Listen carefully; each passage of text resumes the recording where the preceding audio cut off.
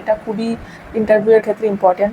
Please use laptop, don't use your mobile. তাকে বলতে হবে ভেরিফাই করার জন্য, সেই সব কিছু ভেরিফাই করবে। প্রবলেম হতে পারে, be careful for freshers. Hey guys, welcome to my channel and welcome back to another blog. And তোমরা থাম্বনেল দেখে আই হোপ বুঝতে পেরেছো আজকে আমি কী রিলেটেড কথা বলবো, তোমাদের সাথে শেয়ার করবো কীরকম ইনফরমেশান। সো চলো ভিডিওটা স্টার্ট করা যাক কোনো সময় নষ্ট না করে। ওকে, তো আমি আগের ভিডিওটায় আমার 4th সেমের হচ্ছে ওভারভিউ, কীরকম কী সিলেবাস প্যাটার্ন আর প্লেসমেন্ট সম্পর্কে আমি কিছু জানিয়েছিলাম।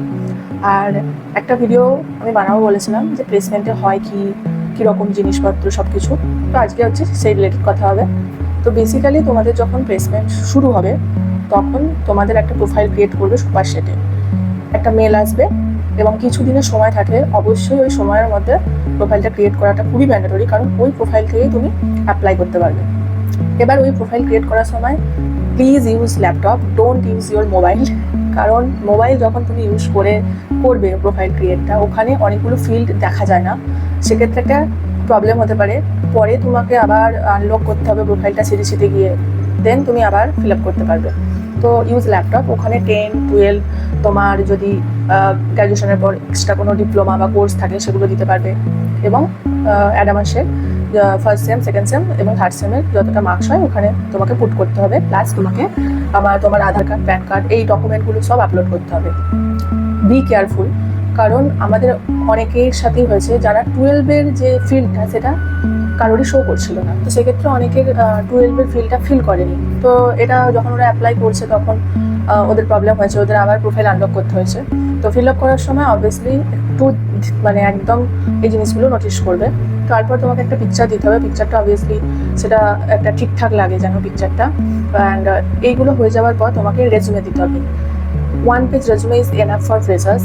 Don't give any style, any printing something, picture or nothing.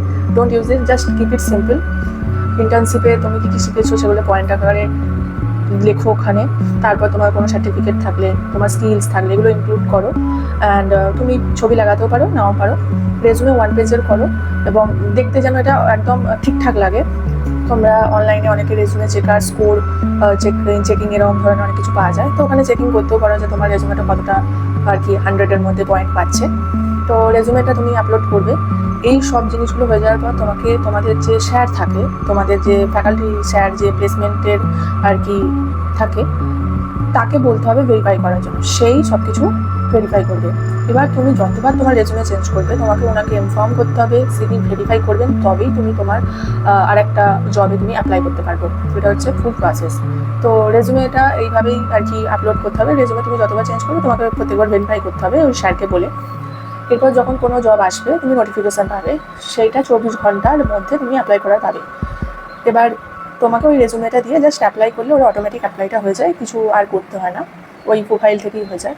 এবং তুমি ওখানে নোটিফিকেশানে তুমি যখন যাবে ওখানে গিয়ে দেখতে পাবে যে জব ডিটেলস কী, লোকেশান কোথায় এবং এলিজিবিলিটি ক্রাইটেরিয়া কী, ওয়ার্ক ফ্লো কী, কীভাবে আর কি সিলেক্টেড হবে। তো অনেক ক্ষেত্রে জিডি থাকে, তারপর রেজুমে শর্ট লিস্টিং আছে, HR ইন্টারভিউ থাকে, হয়ে যায়। অনেক ক্ষেত্রে জিডিটা থাকে না, technical interview, resume short listing, HR interview, ব্যাস এই 3টে জিনিস হয়। এবার কোম্পানির ভ্যাকেন্সি হিউজ থাকে না, খুব একটা থাকে না, 5-6টা করে তুমি হয়তো পাবে। তাই তোমার প্রিপারেশন খুব ভালো হলে, তোমার ইন্টারভিউ খুব ভালো হলে, then you are selected, otherwise no chance. তুমি আনলিমিটেড অ্যাটেম্প করতে পারো, এমন নয় যে তুমি জাস্ট 3-4টে করলে তার বেশি পারবে না, আনলিমিটেড অ্যাটেম্প করতে পারবে। এবং তুমি যদি একটা অফার লেটার পাও আর একটা অফার লেটারও পেতে পারো। ব্যাপারটা হচ্ছে তুমি হয়তো একটা 2 LPA জব পেলে এবং তোমার ক্যাম্পাস থেকে আর একটা 3 to 4 LPA জব এলো। তো সেক্ষেত্রে তুমি 3 to 4 LPA জবটার ইন্টারভিউতেও বসতে পারবে, তোমার কাছে 2 LPA জবের অফার থাকলেও। এটা হচ্ছে ব্যাপার। কিন্তু এবার যদি 2 LPA-র আর একটা জব আসে, তো সেক্ষেত্রে তুমি এলিজিবিলিটি পাবে না যে তুমি ওইটাও অ্যাপ্লাই করতে পারবে। তোমার যা আর কি LPA আছে, তোমার অ্যানুয়াল LPA, সেটার থেকে বেশি হলে সেক্ষেত্রে তুমি অ্যাপ্লাই করতে পারবে। তুমি জব হোল্ডার্স হলেও তুমি অ্যাপ্লাই করতে পারবে। এটা হচ্ছে ব্যাপার। এই জিনিসগুলো আছে আমাদের প্লেসমেন্টে। আর ভ্যাকেন্সিও আমি যেটা বললাম, ভ্যাকেন্সি ইজ লেস, কারণ স্টুডেন্ট সংখ্যা অনেক বেশি। আমাদের তো 160 জন মতো আছে। অ্যান্ড এখনও অবধি প্রায় 60 জন মতো অনেকেই জব পেয়ে গেছে। এবার কিছুজন নিজে থেকেও পায়, কলকাতায় অনেক কোম্পানিজ আছে।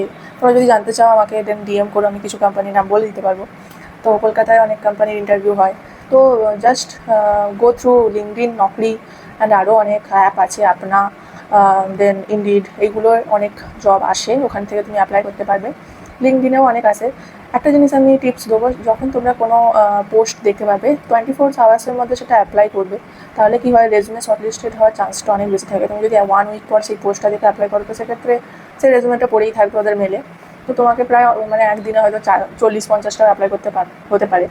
অ্যান্ড কারণ মেল থেকে রিপ্লাই আসাটা অনেকটাই চাপের। তো যদি ফোন নাম্বার থাকে, কল দ্য এইচআর, অনেক সময় এইচআর হয়তো কথা বলতেও পারে, ফোন কেটে দিতেও পারে। তো কল এইচআর, বলো, ইন্ট্রোডিউস করো নিজেকে, জিজ্ঞাসা করো ভ্যাকেন্সি আছে কিনা, তো সেক্ষেত্রে একটা বেশি চান্সেস থাকে ওরা ইন্টারভিউটা নিয়ে নেয়।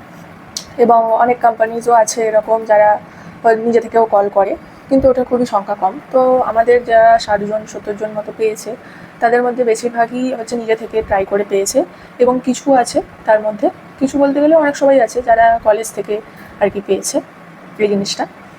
সো আমার এগুলোই বলার ছিল। অ্যান্ড কোম্পানি সম্পর্কে আমি পরে একটা ভিডিওতে বলবো, কারণ আমারও এখনও সেইভাবে অনেক কোম্পানি আছে, আমি কিছু কোম্পানি জানি, তো সেগুলো আমি একটা নেক্সট ভিডিওয়ে বলবো। এই ভিডিওটায় আমি জাস্ট আমার প্লেসমেন্টে কেমন প্রসেস হয় সেগুলো বললাম। আর একটা জিনিস, এই যে জিডি টেকনিক্যাল ইন্টারভিউ বা যেগুলো হচ্ছে, সেগুলোর ক্লাসও দেয়, ক্লাসগুলো করা উচিত। অ্যান্ড বাট ওই ক্লাসগুলো অনেকেই অ্যাটেন্ড করে না, কারণ খুব বোরিং লাগে, একই জিনিস বারবার হচ্ছে, জিডি তো জিডি হয়েই যাচ্ছে। কারণ আমাদের বিজনেসেরও একটা ক্লাস থাকে, সেখানেও জিডি থাকে, আবার আলাদা করে কমিউনিকেশন ক্লাস থাকে, সেখানেও জিডি করে, তো টু মাচ বোরিং ব্যাপারটা। কিন্তু জিডি ক্র্যাক করাটা একটু টাফ, কারণ ওখানে প্রচণ্ড পরিমাণে তোমার ফ্লুয়েন্সিটা চেক করে। যাদের ফ্লুয়েন্সি অনেক ভালো তারাই আর কি সিলেক্টেড হয়। সামটাইমস তুমি এটাও ফিল করতে পারবে যে তোমার যে সহপাঠী, সে হয়তো তোমার থেকে অনেক এসজিপিএ কম পায়, কিন্তু তার ইংলিশ কমিউনিকেশনটা ভালোর জন্য সে সিলেক্টেড হয়ে গেল, কিন্তু তুমি হলে না। এই জিনিসটা অনেক দেখতে পাবে। ওখানে তুমি রিয়েলাইজ করবে যে মার্কস ইজ নট ইম্পর্টেন্ট। তো তোমার স্কিলস, তোমার এই কমিউনিকেশন স্কিল, সফট স্কিল যেটাকে বলা হয়, এটা খুবই ইন্টারভিউয়ের ক্ষেত্রে ইম্পর্টেন্ট। বি কনফিডেন্ট যখন তুমি উত্তর দেবে, সেটা তোমার মনে হচ্ছে হয়তো একটু ডাউটফুল, কিন্তু কোনো ডাউট করবে না, একদম স্ট্রেট উত্তর দেবে, তো সেক্ষেত্রে সিলেক্ট হওয়ার চান্সটা বেশি থাকে। সো এই জিনিসগুলোই আমার এই ভিডিওয়ে বলার ছিল। আই হোপ তোমাদের এই ভিডিওটা ভালো লেগেছে অ্যান্ড ইনফরমেটিভ লেগেছে। সো যদি ভিডিওটা ভালো লাগে থাকে, লাইক, শেয়ার, কমেন্ট আর বলো, অ্যান্ড নেওয়ার পর একটু subscribe. See you next video.